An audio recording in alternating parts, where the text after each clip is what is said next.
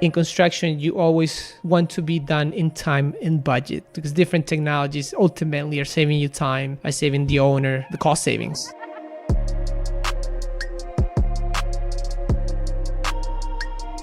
Hello and welcome to the Solar Maverick podcast, where solar meets entrepreneurship and experience.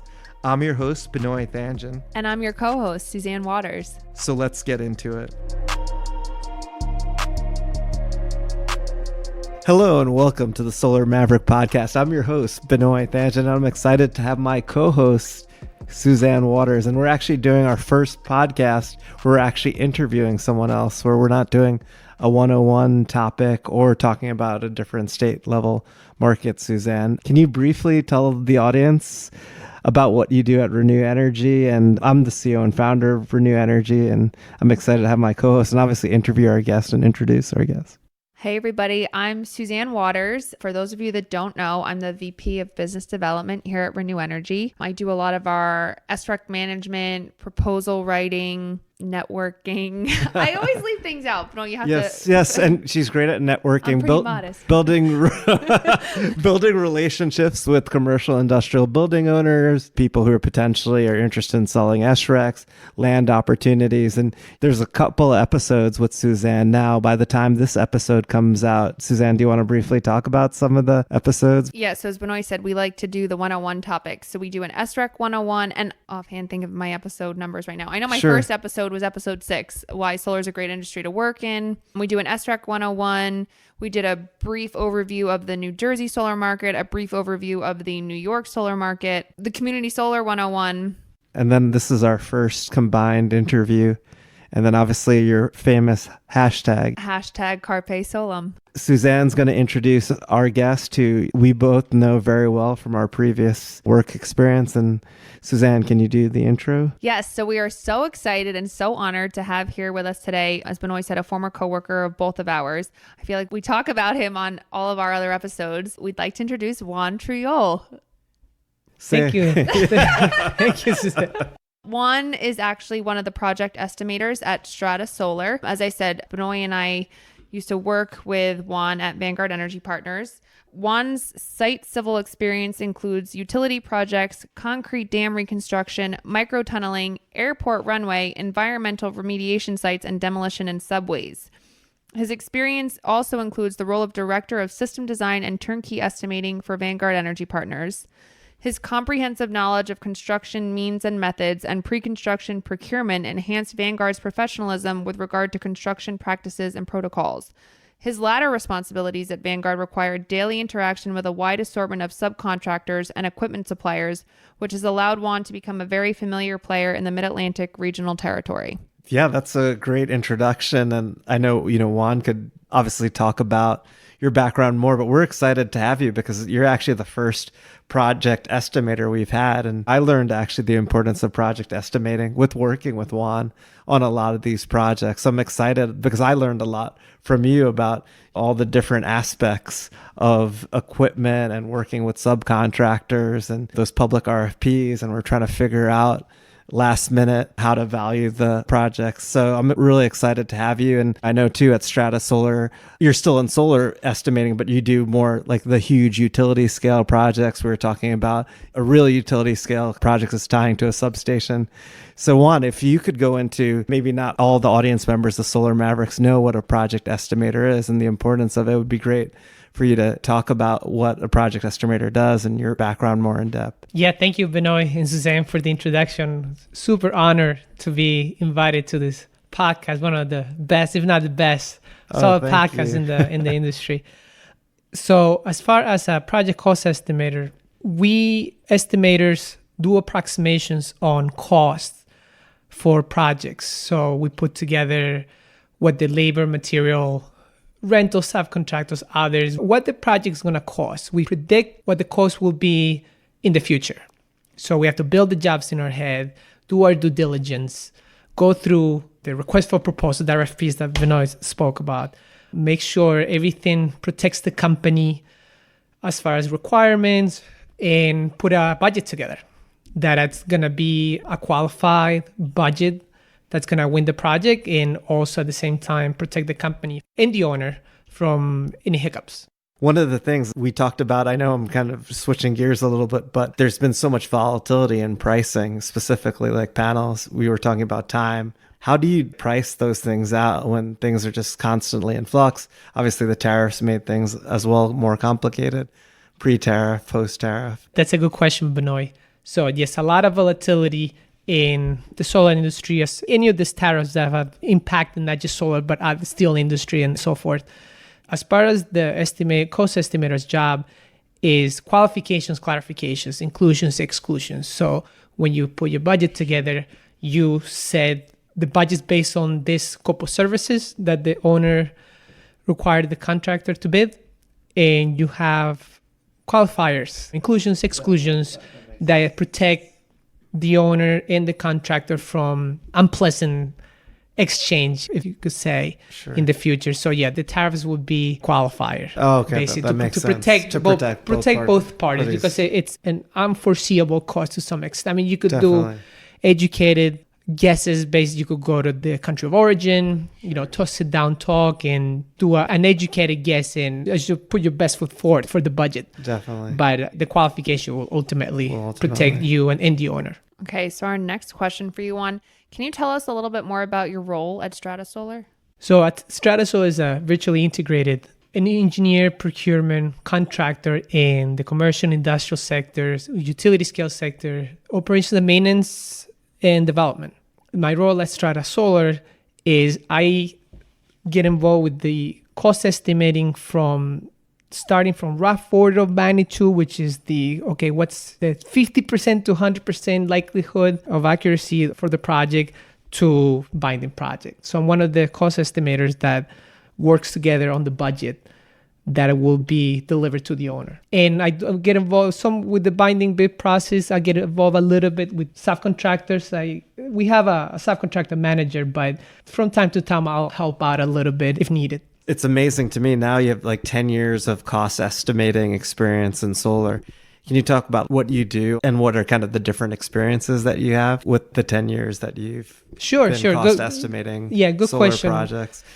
And it's from my background, that I also did estimating on the civil side, on horizontal construction. And it's pretty similar in the sense that you get a bid package from the owner. You have all the documents, specifications, your scope of work that you have to bid. You go through everything. You ask questions in the form of request for information.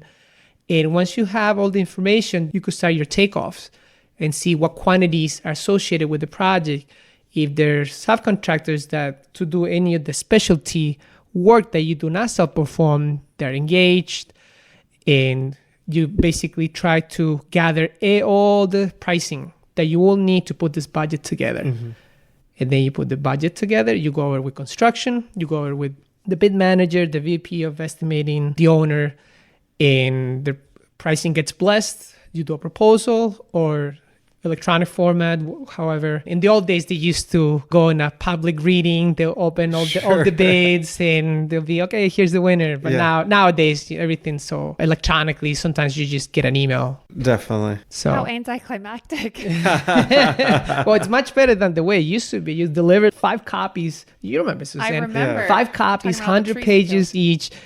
Some owners, not all, some will just skim through 99 pages and go to the price and throw your bid. Yeah. So it's a much better system, in my opinion. Yeah, definitely. And you save paper and things like that. And Suzanne, Juan, and I actually worked at Vanguard Energy Partners and spent late nights doing these public RFPs, printing out 5 to 10 copies, racing to the public bid opening. And so, yeah, that definitely makes things, you're saving trees, but it's more efficient. Saving time. Saving time as well. Absolutely. For all the parties included. And as you know, too, like on the public RFPs, it's like a race. Basically, the lowest bid usually tends to win. Yeah, so different countries have different approaches. Some countries they'll pick the middle bidder to avoid the chance for change orders. Interesting. Which something like in the US, it's more popular, the lowest qualified bidder. So it's not just the cheapest guy, but it's the lowest qualified guy, because ultimately the owner wants to make sure the contractor would do a seamless project with no change orders, in time, in budget. That's the goal. And that's the goal of the contractor as well, a good contractor. A good contractor, sure. But yeah, in the US, it's lowest qualified bidder. Lowest qualified bidder, yeah. I would assume that a lot of the projects that Strata does is, you mentioned utility scale projects. Correct. So it could be public RFPs, but then you were mentioning too, you guys obviously do commercial industrial buildings, shopping centers. It seems like it also runs the gamut as far as like different states as well that Strata Solar focuses on. That's correct. On the CNI, the commercial industrial side, we do a lot of malls, a lot of shopping centers, and it's private request for proposals. Private RFPs is more typical on that sense because the capital is private. Definitely. Correct. We'll do not just the EPC work, the engineering, procurement, construction, but we'll also do the operations and maintenance. Sure. Because solar is a living asset. So just because you see it as a static system doesn't mean that it's not live.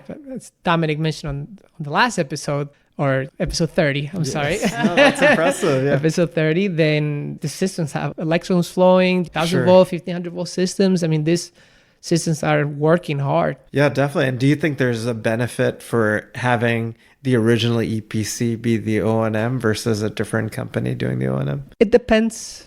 I would say O&M, operations and maintenance, is such a specialized part of the life of the solar array that I would say yes if the company set up for it. Yeah. So a company like Strata Solar that has network operations centers operating 24/7, 365. We had this an alert. We can immediately respond, dispatch, reactive, corrective work. A company that it's a great EPC, but is not set up for operations and maintenance because the project's on the other side of the country and they don't have local partners to react quickly, then they're not well suited for it. Definitely. So it's case by case, I would say. Nothing against any EPCs. Sure. And Strata Solar is one of the bigger EPCs in the United States. It's consistently ranked the top 5, right? Turnkey solar EPC contractors in the US. And I guess with over 1.5 gigawatts installed today. Yeah, 1.5 gigawatts installed today. And then I know you mentioned EPC, O&M services. It also says development and asset management as well, I guess a big... Correct. So as Strata Solar, we also develop our own PV arrays. So whether we have retained a lot of them and be the asset manager and the owner operator. Sure. And some of them, they will be sold, some will be retained. But yeah, we're also a developer because a lot of the utilities, as hard as they're pushing, they can't get to every single site.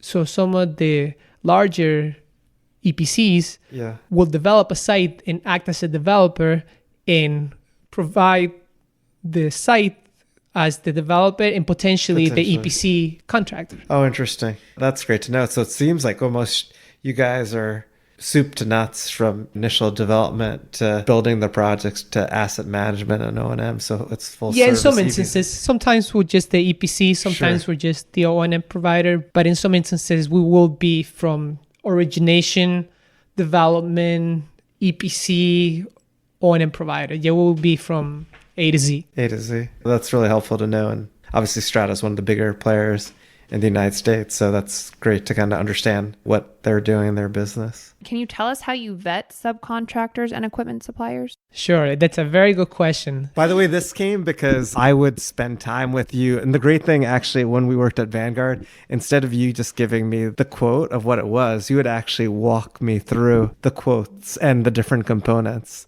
So justifying your numbers. Yeah, justifying your numbers. Defending. Yes. Defending your numbers. By the way, I wasn't like asking these questions, but Juan was very educational, like in explaining it, which was great because I think that's not very typical for estimators to do. So I really appreciate it. Then you would talk about the negotiations with certain electrical contractors, why you have a preference in certain types of jobs for certain ones. And then I know we're doing a lot of projects at Vanguard in New Jersey. So then you would talk about unionized versus non-unionized labor, correct, depending on how big the system is. So that's why this question came up. And it seems like challenging aspect. And you're pretty well networked. Whenever I go see Juan at a solar show, all the equipment suppliers seem to know Juan. That's from my past life. At Strata, we have our own procurement department that is very good at sourcing and vetting equipment suppliers and subcontractors. But to answer your question, At Strata, we have procurement deals for 99% with the subcontractor vetting, but from time to time, the cost estimator at an early stage, typically on a new region, it's not a bad idea for the cost estimator to get involved, because some areas, like you say, one of the main factors for cost estimates is wages. So is the project on a union territory, which, as you know, it's regionalized in the country, in the US? Or is it on the private sector, some areas that are non-union, non-prevailing wage? So topics like safety, the OSHA 300s for contractors in bankability, there's so many items that the checklist is huge. I mean, it's like I mentioned, a whole podcast in its own. Definitely. But as a quick summary, you look at the main things that a contractor will be a long-term partner, not just for the project, but hopefully for many projects in the future, where hopefully down the line, the contractor pulls the main EPC into another project. So a two-way street, it will be ideal. But in essence, you want to protect your company by asking all the tough questions to the potential subcontractor up front. It's great that you actually want to implement something that Dominic Mantinelli from Pro Circuit had in his podcast, episode 30. If you haven't heard it, the Mavericks, if they haven't heard it, was a safety statement. Thank you for bringing that up, Benoy. I will follow my friend Dominic Mantinelli's example. For all the cost estimators and anybody that prices any job in construction, make sure you have a safety budget. It's so important for the construction team, once they get to construction, to have a pool to get a budget for the proper PPE, the proper fall arrest, the proper everything related to safety. Because it is tempting, if you don't have the item in the estimate, whatever that item is, to try to do a shortcut, and which is not what you want to do. Sure. So safety first, safety always, safety budget. I know you mentioned before that Strata really focuses on safety, and safety budget is an important aspect of it. Oh, absolutely. In 2018, Strata did not have one OSHA recordable. Its safety is just such a paramount for us that keeps our clients happy. They definitely value it, especially going back to, we say, lowest qualified bidder. Sometimes the cheapest guy is not the answer. Sometimes it's the lowest qualified guy that will have no incidents during the construction process, because some projects are showcase sites. Sure, that's a great point, and we appreciate you sharing the safety statement, and it's huge about having a safety budget. So thank you. It's interesting because Strata Solar is one of the top 5 turnkey solar EPC contractors in the US. And it sounds like from your previous experience, you worked at a smaller company where you had exposure to not just the estimating, but also to the design work, specifically procurement. Can you talk about how that has helped you in your current role? The exposure to different departments as beyond cost estimating, procurement, R&D, design has been tremendously valuable, because it gives you a different perspective to be sensitive, not just on the costing part of a project, foreseeing the potential cost, but also being mindful of the design work. Is this going to fit here? Is that equipment going to be ready by the time the project starts, et cetera, et cetera. So it's a huge foundation for me as a solar professional. You have such an extensive background in construction. What actually got you interested in solar? Funny you ask, because I was interviewing for a heavy highway contractor, and on the last 5 minutes they mentioned the same thing. You have been in different parts of construction. What do you think about solar? And I said, what about it? And that was 10 years ago. And I fell in love with it so much that I decided to stay. I remember going about half of my time from civil, half of my time in solar, and decided, no, I love solar and I'm going to stay here. Sure. And what made you love solar? The challenges. Yes. The people. You're helping the planet, right? Definitely. And the design build industry also, you got to think about it. So a cost estimator gets rectangles with an address. It has to price out like $200 million project. But the cost estimator cannot do it by themselves. You need a huge team, engineers and managers and safety and construction personnel. Everybody has an input. So it's not just the cost estimate. But to me, that's amazing. To get an address to a site, rectangles in a piece of paper, or a capacity layout, and you're like, wow, like you could put together a budget, a 200, 300, the sky's the limit. Yes. How big these projects are from very limited information. So what you can do, to me, is just fascinating. Definitely. It definitely sounds fascinating. And when you spend time with Juan, you'll see his passion for solar. He gets very excited about it. It's amazing. It's been 10 years, and it's amazing to see where your career has taken you. And we're excited to have you on the podcast. Oh, I'm honored. Thank you. Thank you for thinking of me. We try to get all facets of the industry. When we thought of estimating, we thought of Juan. And thank you. Anytime Suzanne and I are co-hosting an episode, we always give a shout out, Juan. So, very appreciated. Yeah. If I ever do a podcast, I'll make sure to give a shout out to both of you. Oh, thank you. You better. No, Yeah. I'm just kidding. Can you tell us some of the trends you're seeing in solar? As far as trends, personally, what's impacted me the most positively, it's time. So in construction, you always want to be done in time and budget. And if you can do it faster, fast track current activities, the equipment suppliers have come up with different technologies to enhance productivity and time savings with different equipment, which is definitely appreciated. As far as the equipment suppliers for the main PV materials, the PV modules, the mounting structures, data acquisition systems, there's been, our procurement department can answer that better. But I mean, I see the inverters getting more and more efficient, smaller and more efficient. The PV modules more and more dense, so more high density every year. But for me, the most impactful one has been time, because different technologies ultimately are saving you time, are saving the owner the cost savings. The cost savings, yeah, which is huge. Time is money, right? And money's time. We appreciate your support of the podcast. Juan has actually listened to every episode. At this point, have released 30 episodes. Dominic Matinelli, who we all worked with at a certain point at Vanguard Energy Partners, was our most recent episode, episode 30.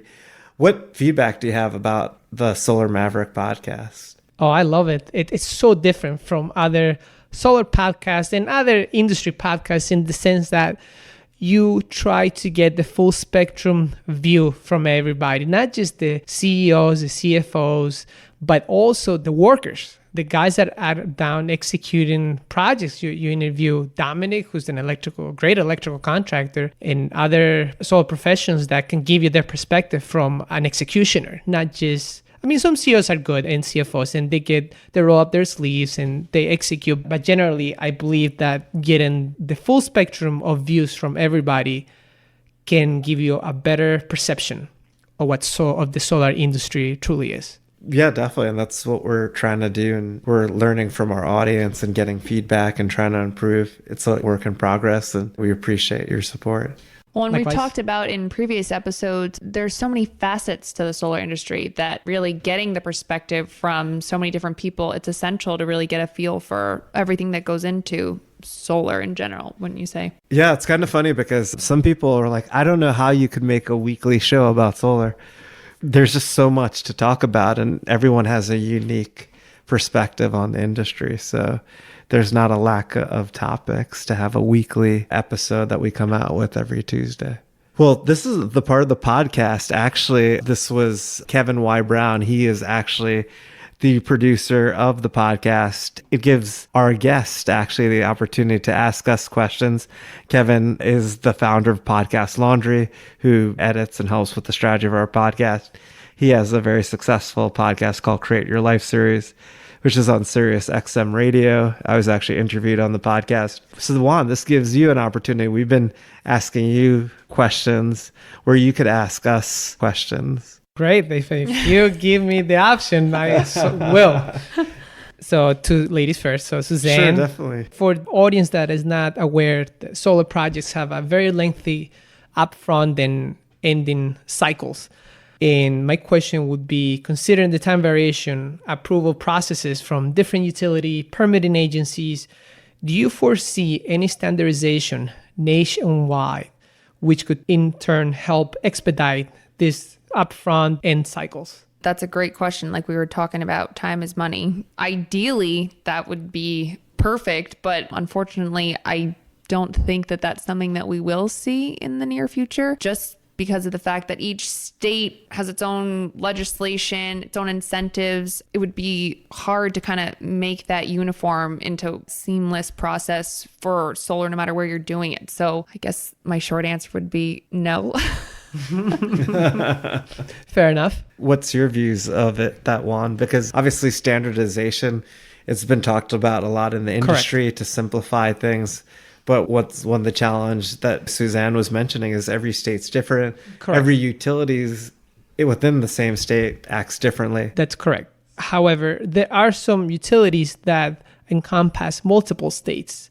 So maybe a segregated, what I'm trying to get at is a lot of times on different states, the upfront process, the interconnection application, the planning, zoning, if solar was viewed more as a modular operation more than this big unknown, and we could have an expedited process looking at solar more like these modular homes that they get permitted so much faster. Yeah. Right? Because there are fewer components when comparison to like vertical construction. Sure. Right? That makes sense. So if there was a way, hopefully in the near future, we'll see some fast tracking projects that could help us get projects done quicker and increase the quantity of projects so we can get to the 100% renewable energy goal that we have as a country. Yeah, definitely. States and companies are having 100% renewable energy goals. I think what we're seeing in other countries outside the U.S., it's a lot more simpler. That's correct. Work with the state or the country or even the utilities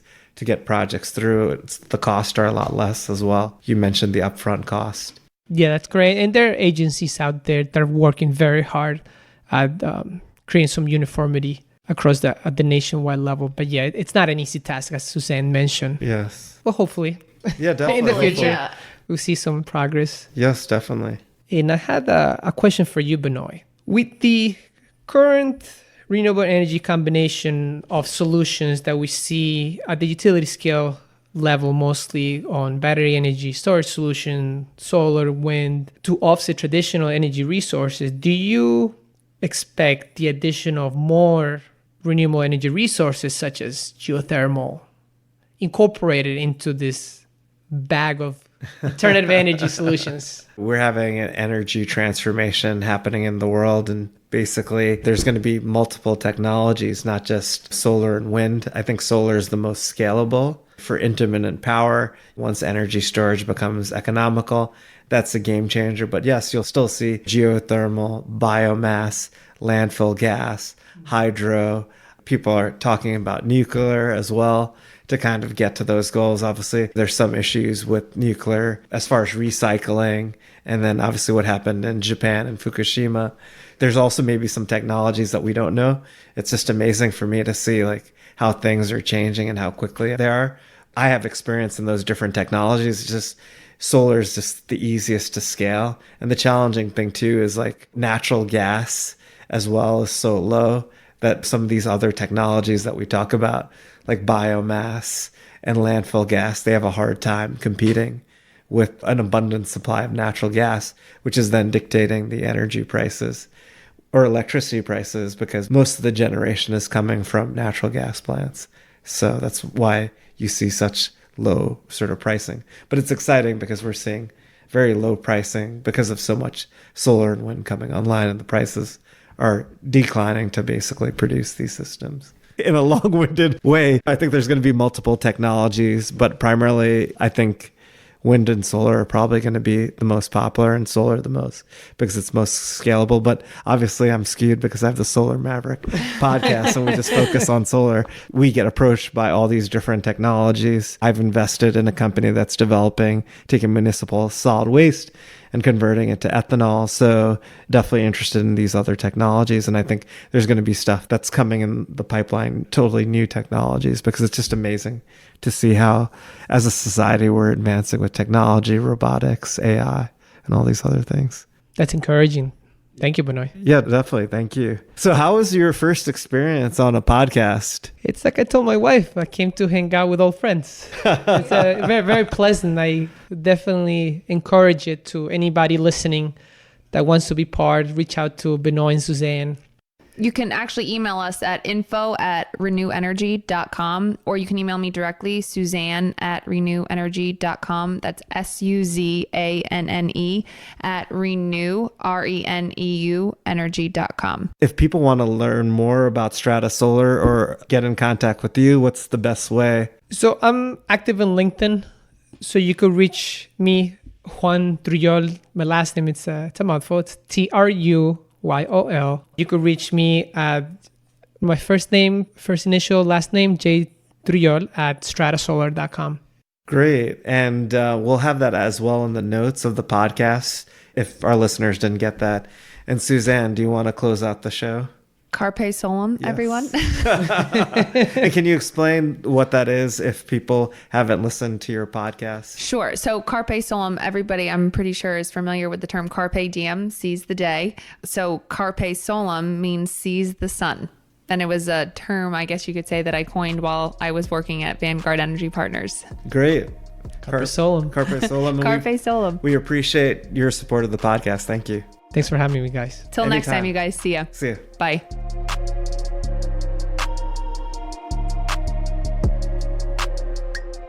Thank you so much for listening. If this content is delivering value to you, please go to iTunes and Stitcher Radio and leave us a 5-star review. That helps us build this community, and that's what we're all about right now.